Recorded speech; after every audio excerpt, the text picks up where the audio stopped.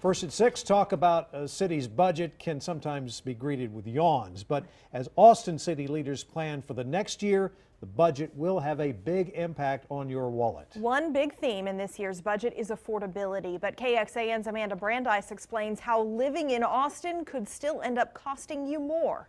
Oh, sure. Yes, I'm paying too much Austin taxpayers say they need some relief. for my electricity, water service, wastewater service. While these fees aren't new, the numbers on our bills continue to climb. I am on a fixed income, and that's why every dollar counts. My income does not go up, but your utilities go up. The city says it's doing its best to keep the budget affordable. They're proposing a lower property tax rate.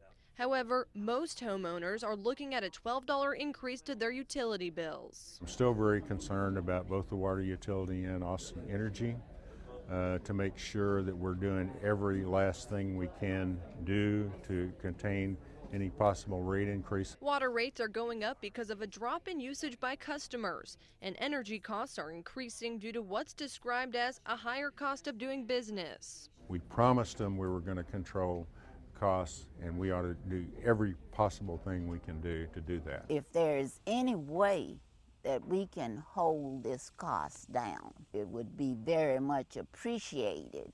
Jeffrey hopes she'll see the day when the numbers on her utility bills start to go in the opposite direction.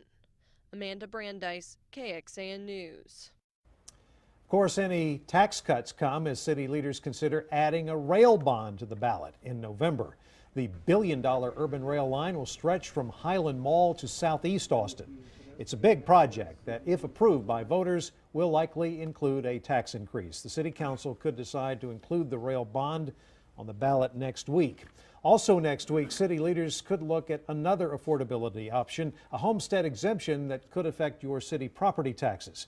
The Austin City Council was going to tackle that issue today, but opted to wait until next Thursday.